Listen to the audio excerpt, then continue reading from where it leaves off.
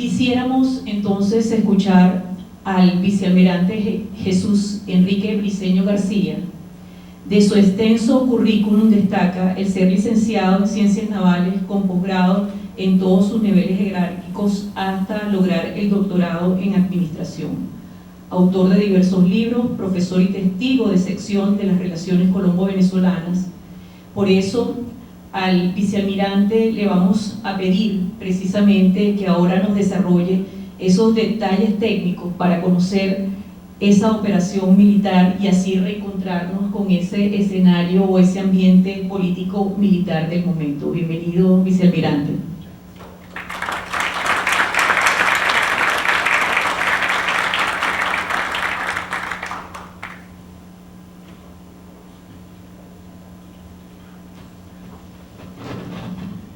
Muchas gracias a todos. Feliz día y encontrarnos para hablar sobre un tema tan interesante que significa la materialización de lo que es soberanía. Por demás, un momento de real interacción entre todos los venezolanos para comprender que de allí se materializa el efecto real de eso que tanta gente habla de soberanía, pero que no se entiende cuando no se ejecuta en precisamente el área de operación. Y llevar un conflicto a dos países hermanos, las consecuencias son muy graves. Esta actuación operacional, como presentación, tiene tres partes. Una, para reflexionar sobre cómo se materializa el hecho de un concepto estratégico con el cual, al derivar planes estratégicos, el de las Fuerzas Armadas, el del sector seguridad y defensa, tiene cabida cuando se deriva como planificación estratégica. Entonces lo vamos a poder ver cómo lo hace el Estado. El Estado nos dice en su proceso de derivación de un equilibrio de poder las necesidades que tiene el país o por dónde debe ir el poder económico para poder sustentar necesidades de seguridad, o por dónde debe ir el poder social y el poder político para tomar las decisiones adecuadas que apoyen la integridad nacional y la soberanía en sus tres conceptos. La segunda parte, para hablar sobre elementos históricos de relación de esa historia aplicada en los conceptos que debemos tener todos los militares. Pero por encima de eso, el sentido real de lo que debe conocer el venezolano para que entienda lo que es un espacio terrestre, aéreo y marítimo, y que internalice que esa extensión territorial también pertenece al territorio nacional. Se desconoce totalmente el venezolano. Hablaba con la profesora Blanco en una oportunidad de, caramba, esa carencia que tienen nuestros estudiantes, que ellos en sus ansias de conocer realmente no dimensionan adecuadamente un espacio marítimo de 750.000 kilómetros cuadrados solamente en el Caribe y 350.000 kilómetros cuadrados en lo que representa toda la proyección de lo que nosotros consideramos también territorio nacional, como es ese territorio en reclamación, pero que tiene un territorio efectivo en la fachada atlántica. Realmente esa segunda parte tiene elementos históricos, los voy a pasar rápido por cuestiones del tiempo, pero como concepto van a haber tres conceptos con los cuales nos forman a los marinos, y estoy seguro a todos los oficiales de las Fuerzas Armadas. Pero el marino lo internaliza porque ejecuta soberanía en los espacios acuáticos, y esa ejecución, si no conoce exactamente lo que eso significa, bueno, pueden haber deslices que nos lleven o bien a actos de omisión que van a representar en derecho internacional un elemento que es de apoyo a una presencia jurídica. Si nosotros ejecutamos un patrullaje en una determinada área, la aquiescencia puede ser cuando yo dejo de hacer algo que debería de hacer. La penetración de una unidad que no debería estar allí. Y si no se ejecuta ese patrullaje en la mar, que es difícil, el Golfo de Venezuela es difícil navegar. Y los que con estas canas pegamos al salitre, lo hicimos durante 17 años, comprendemos cómo se materializa ese efecto en un mar 3 y 4 que es normal en el Golfo de Venezuela. Mar movido, un mar difícil, un mar que se encuentra porque hay confluencia de corrientes, de vientos muy fuertes que superan muchas veces los 40 a 50 nudos. Entender cómo es el desplazamiento de un patrullero realmente puede tener de desplazamiento 250 toneladas, 150 toneladas. Es difícil los embates, sobre todo de esa corriente, cuando penetra en el Golfo y la que va saliendo, cómo es ese movimiento. Y la tercera parte es el detalle de lo que en secreto Jesús nos ha contado y cómo se materializa ese efecto para poder realmente comprender cuán difícil fue una situación real de riesgo de confrontación, pero aplicando el poder como debe ser. Yo me voy a permitir ayudarme en esta primera parte de todo el concepto, teoría general del Estado, que el doctor Aveledo indudablemente lo hizo brillantemente. Voy a tratar de materializarlo después algunos conceptos de cómo se materializa la soberanía, porque si no entendemos que es que se deriva de un concepto estratégico y yo aplico planes que los practico todo el año en una unidad independiente primero, después en grupos de tareas y después una fuerza de tarea que integra las 4 fuerzas armadas por los 4 componentes hoy en día. Se materializan conceptos, pero precisamente todo el año para estar alistado para las hipótesis de conflicto. Entonces el Estado es un ente ordenador de funciones y fíjense lo que decía el doctor Aveledo, si uno no tiene claro que se debe derivar de la planificación estratégica el cómo utilizar cada uno de los factores de poder del Estado, nunca entenderemos por qué, por ejemplo, las estrategias de seguridad no pueden ser aisladas. Ellas tienen que estar integradas con el interés nacional. El que transita siendo gobierno para convertirse en un hombre de Estado, si no es un líder de Estado, para que conozca lo que es la aplicación de la política, no husmear por la experticia de un político, sino convertirse en hombre de Estado que sepa tomar decisiones integrando los 4 factores de poder. Ese poder nacional, cada uno de esos factores tiene una gradualidad con los embates geopolíticos de los poderes de los otros estados, que tienen intereses políticos a lo mejor en nuestro territorio, que tienen intereses territoriales en el Golfo de Venezuela, pero que si se planifica bien, sabemos dónde están las debilidades y fortalezas de nuestro país para poder acudir gradualmente a los diferentes niveles de aplicación del poder, con una economía desarrollada, ¿verdad?, en su mano izquierda, planificada también, y derivada a funciones que tengan que ver en dónde busco lo que yo me interesa para complementar mi productividad. En fin de cuentas, el Estado tiene 2 sistemas de planificación. Yo pasé por ese proceso tan interesante en mi vida profesional de conocer como secretario nacional de Seguridad y Defensa cómo hubo riesgo de guerra real en el caso del Cali, en donde yo fui el comandante de la Fuerza de Superficie, el grupo de tarea 15.1, que está en un plan de empleo de la Fuerza, que lo practicamos todo el año y que sabíamos exactamente qué íbamos a hacer en cada minuto de acción, teniendo en cuenta 2 cosas: el alistamiento operativo para el combate, que si el comandante se descuidaba, su tripulación no hacía lo que tenía que hacer y pudo haber riesgos de que se disparaba un misil por falta de entrenamiento y capacitación, pero no. Teníamos una fuerza armada operativa, que no andaban pegando gritos por ahí que se iban a desplazar, e hicimos lo que teníamos que hacer.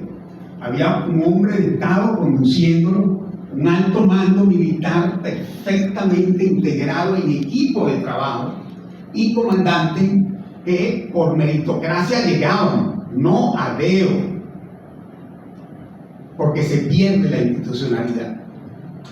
Entonces, este hecho indudablemente que ratifica las palabras del doctor Aveledo y nos dice exactamente que los secretos que investigó el doctor Aveledo Urdaneta, Jesús, mi tocayo, a quien agradezco esta oportunidad de poder dar ese granito de arena a nuestros estudiantes, a nuestros amigos, de lo que significa realmente que tienen que prepararse, porque si no nos preparamos, pasa lo que está pasando en muchos países latinoamericanos, que por el autoritarismo, la gente que va a los cargos no están preparadas y podemos tener riesgo de muchas cosas, desde alguna de las situaciones por falta de desarrollo claro de ese concepto estratégico nacional para equilibrar la seguridad alimentaria, o riesgo de guerra por no entender lo que al derivar el concepto estratégico va a determinar las estrategias adecuadas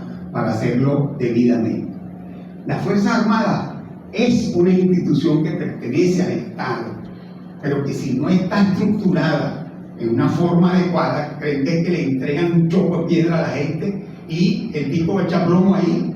No, nos preparamos 5 años en una escuela de formación, entramos como bachilleres, nos graduamos como licenciados, hacemos un posgrado cada vez que vamos a ascender, y si no, no ascendíamos hasta llegar a altos estudios, porque es un nivel de una maestría y doctorado, y todos los de nuestras generaciones hicimos eso.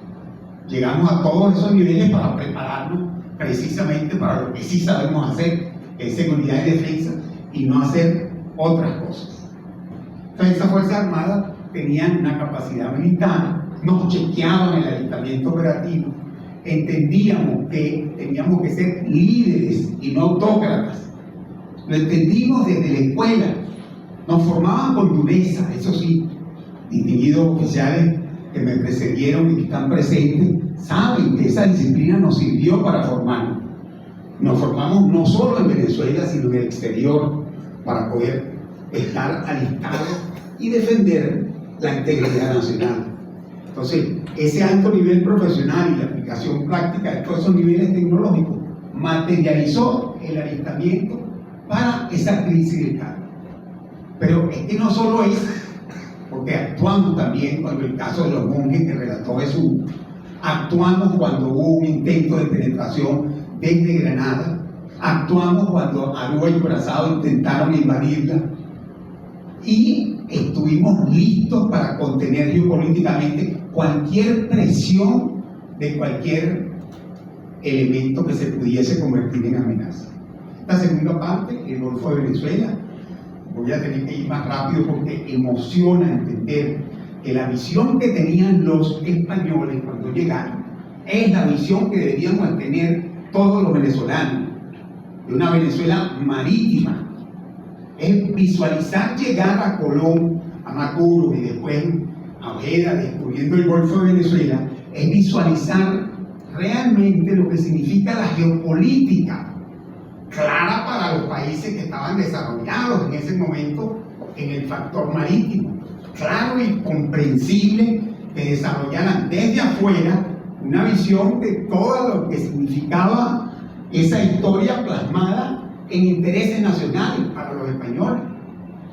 Es una potencia clara para contener las presiones de otra potencia marítima también, y que se convertían en elementos de presión, y por eso lo desarrollan ellos a Venezuela como capitanía general y no como virreinato, porque estaban claras que era una posición geopolítica de altísimo interés a nivel internacional. o sea, situado al norte de un elemento tierra que podía proyectarse, ver que tenía como elementos de producción, colocar 5 centros de defensa de ese tráfico marítimo y controlar desde la capitanía con lo que significaba una estructura que comprendía 7 elementos de contención legal, la Corte de Almirantes. Entonces, aquí podemos ver Real Cédula del Rey Carlos I, otorga a los huérsares el territorio desde Cabo de la Vela, en el gráfico que vamos a ver después, vemos que está en La Guajira, en el costado de babor, a la izquierda. O sea que nuestro territorio iba desde ese Cabo de la Vela, toda la Guajira nuestra, hasta la desembocadura del Orinoco a estribor con Punta de Playa. O sea, ese era nuestro territorio basado en una visión geoestratégica marítima. O sea, la pretensión de conocer lo que significa el Golfo de Venezuela desde el 1728, fíjense, entregan como un elemento de desarrollo, y el poder naval cuidaba el transporte que se realizaba de todo ese material, pero tenía 7 centros, desde los cuales el principal, el Golfo de Venezuela, iba a tener un elemento de contención para el desarrollo marítimo. Visión de desarrollo marítimo que Tomás Mahan nos dice posteriormente en 1877 hasta 1932, y aclara lo que significa el poder marítimo y cuánto beneficio le trae el desarrollo marítimo a un país, y que en este país, con todas las capacidades para ser un país desarrollado marítimamente, no tengamos esa concepción, porque nos encerramos después de la independencia en tierra y quedamos enclaustrados y no entendimos lo que eso significaba para el desarrollo integral del país. No solo lo que significa para el transporte de nuestros productos, es el control de espacios acuáticos como poder y proyectar los ejes de intereses de los países en geopolítica para poder contar con un Golfo de Venezuela, uno de los terminales estratégicos, el otro precisamente que queda alrededor de la fachada atlántica, en nuestro territorio objetivo, y que así lo visualizó el Libertador, pero que no pudo materializar la flota que quería para poder realizar la campaña que se hizo después, y que desde la batalla de Carabobo hasta la batalla naval del lago de Maracaibo es cuando el Libertador despierta y dice: realmente vamos a repetir, es pues llegado el momento que salgamos a la mar. Se termina la independencia y cierran los ductos de alimentar la flota, tanto mercante como la flota de la Armada.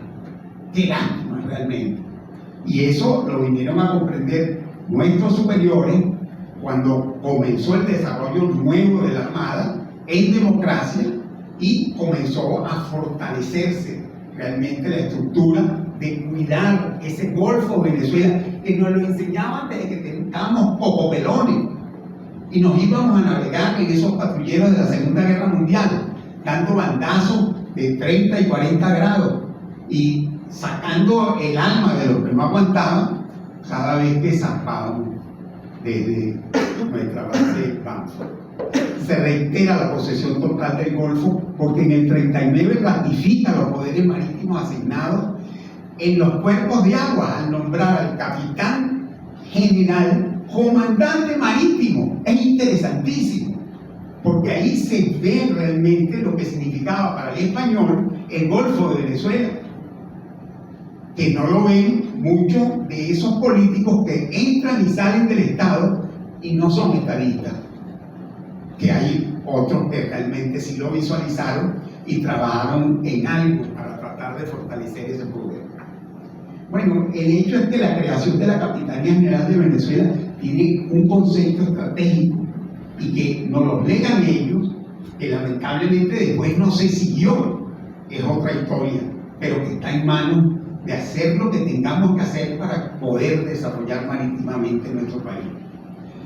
Imagínense que en el 49, 1700, elevan la autoridad marítima del gobernador de Caracas por encima de cualquier autoridad en América, pero visto desde el punto de vista de desarrollo marítimo. Entonces, claro, como concepto para los historiadores, como concepto para nuestros alumnos cuando investiguen el por qué no hay desarrollo marítimo en Venezuela, es que nos los legaron, pero no se siguió por un hecho de caudillismo, en donde estaban encerrados en tierra. Y venían, ustedes saben, la mayoría de dónde. En mente de todos los venezolanos debe tener la naturaleza marítima del laudo arbitral. Es necesario un basamento geopolítico pensando en lo que significa el hecho más importante, entender ese cuerpo de agua es todo nuestro, porque así fue concebido desde el momento del descubrimiento y toda la colonización. El desarrollo marítimo con los huélsares, precisamente porque tenían una flota al lado de la armada que iba cuidando todo lo que significaba el tráfico marítimo. Y miren cómo lo cierran, cuando posteriormente en el 34 comienza a despertar muchas de las cosas que necesitábamos. Se acuerda con el Tratado del 41, ya las leyes de pesca nuestras estaban en consonancia con el desarrollo de un país que tendía a ser marítimo. Y es interesante ver que para el 40 se ejerce soberanía en el Golfo, pero en todo el Golfo, porque entra esa unidad, que es un buque de guerra francés persiguiendo a otro buque y lo combina a desalojar el Golfo de Venezuela. Y es, miren, impactante ver cómo los 5 ministerios que tenían que ver, defensa, interior, el de desarrollo, y un presidente que estaba claro con lo que significaba la aplicación del poder, bueno, obtienen el cierre del Golfo. El cierre del Golfo que uno lo entiende como un cuerpo de agua que es territorial, no es mar patrimonial, es territorial, como lo hay en 5 casos a nivel internacional. Doctor Carrasquero Sabino, nuestro profesor de Derecho Internacional, así lo indicaba. En el 41 se publican leyes de navegación y pesca, siempre considerando el cierre del Golfo. Fíjense, estaba tan claro que posteriormente nuestros profesores en la Escuela Naval venían y traían nada menos y nada más que al doctor Lara Peña, y nos decía, todo el Golfo hay lo que significa la costa seca. ¿Sí? ¿Por qué? Porque el mismo tratado en la parte de 1871 así lo decía, y así dividía el cuerpo de agua de tierra, desde los borros de Uyachí hasta las orillas del mar.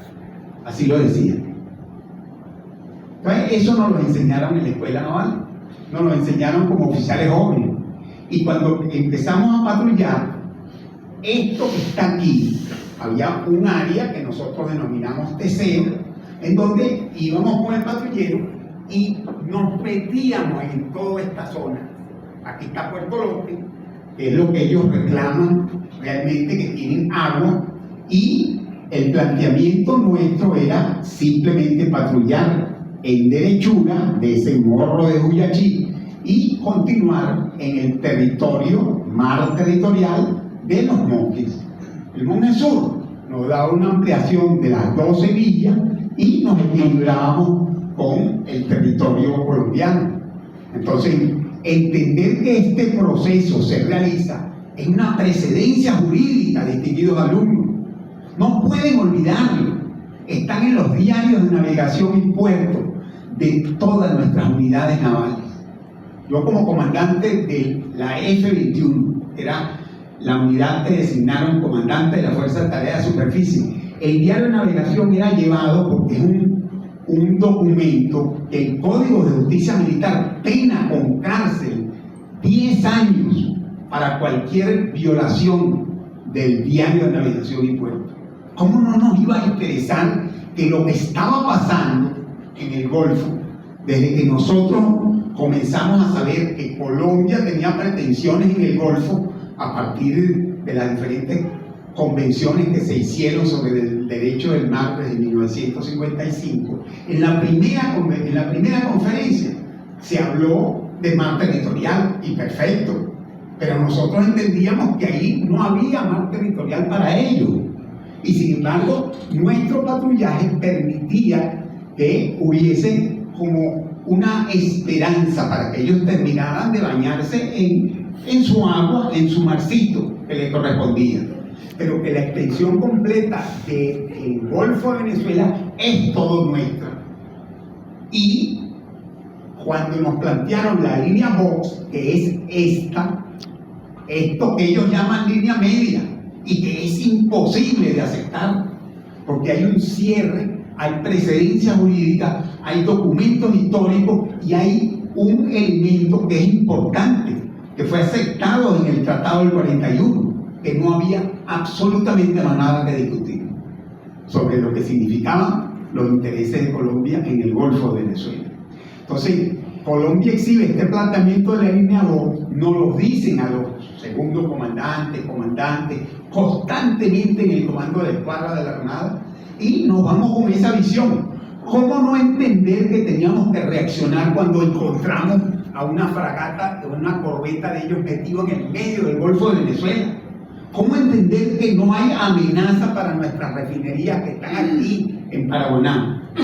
¿Cómo no entender que nos violan el espacio territorial marítimo, pero que lo comprendíamos igual que el territorio de tierra, cuando violan un hecho que el 92% de nuestras exportaciones están pasando por allí? Todos los buques eran parados en un momento dado porque la bendita corbeta estaba metida en el medio del Golfo. ¿Cómo es eso que no se entiende que vamos a reaccionar? ¿Qué es eso de entender que, bueno, somos países hermanos? Está bien, pero en seguridad y defensa no hay hermanos cuando alguien le está violando el territorio a uno, como le estuvieran violando la familia a uno. Por favor, eso se comprendía, y esa intención del coronel Londoño todos la sabían.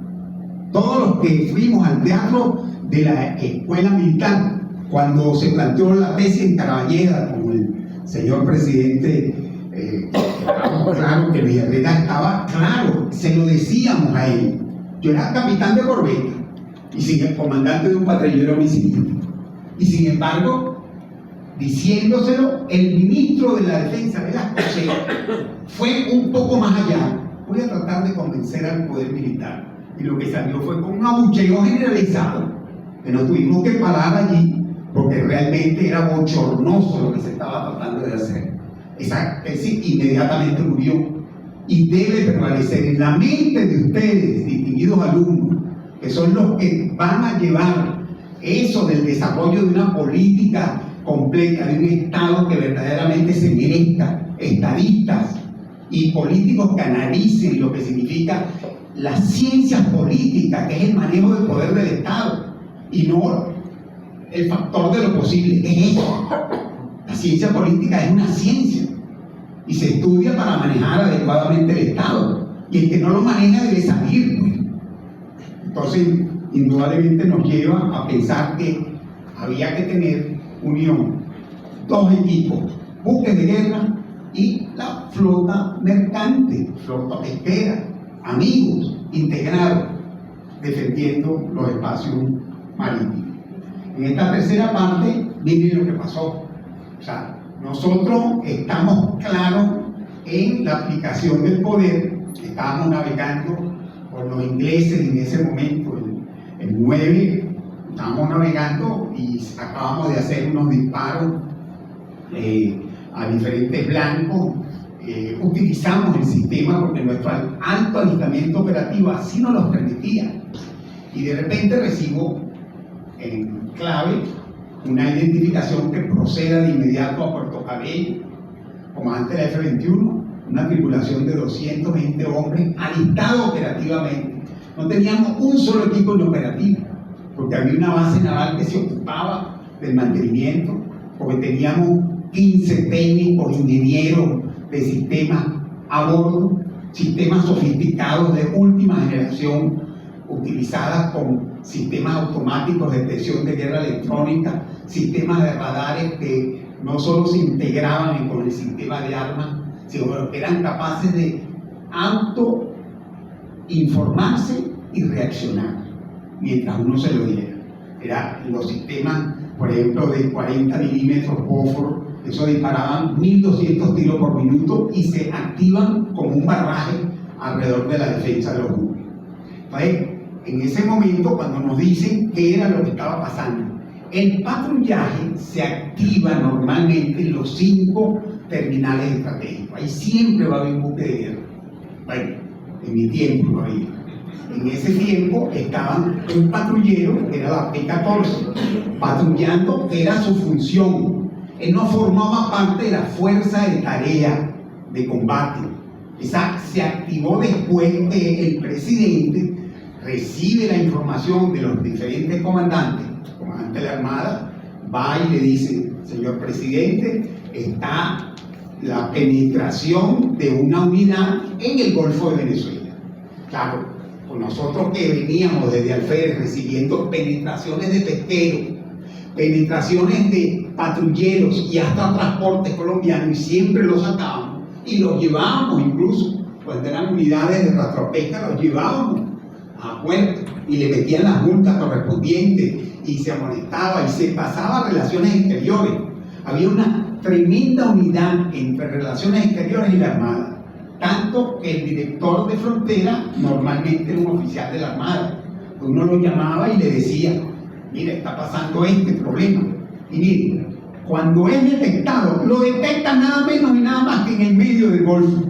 Ahí me dice la impresión, o sea, esa violación tácita, conocida porque sabían, jefe de operaciones de la escuadra en un momento, en planificación estratégica, vimos realmente lo que estaba pasando. Ese hecho, al día 10 de agosto, entramos en el área, asumo la fuerza de tarea de superficie 15.1, integro todas las unidades.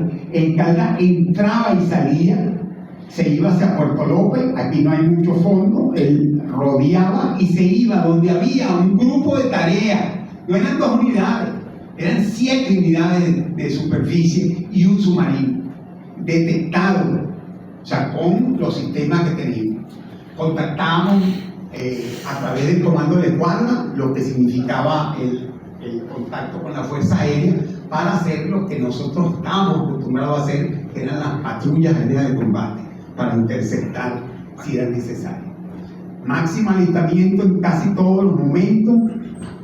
Al tercer día, por supuesto, el 11, tuvimos varios elementos que fueron contundentes, porque los F-16 sobrevuelan el Calda. Hay un máximo alistamiento por detección de varios vuelos que venían de La Guajira. Incluso la P-15 detecta periscopio en superficie. Lo que digo es correcto, toda esta zona es muy llana, pero este submarino estaba al norte del Monje Norte y por lo tanto ahí había el submarino no identificado y nosotros nos dirigimos a máxima velocidad. La fragata tiene turbinas a gas, tú puedes dar 36 nudos y nosotros llegamos al sitio, lanzamos bombas sónicas y participamos, porque a partir del momento que asumo el comando de la unidad de tarea, inmediatamente damos reglas de enganche, autodefensa y ataque cuando exista un indicio de ataque.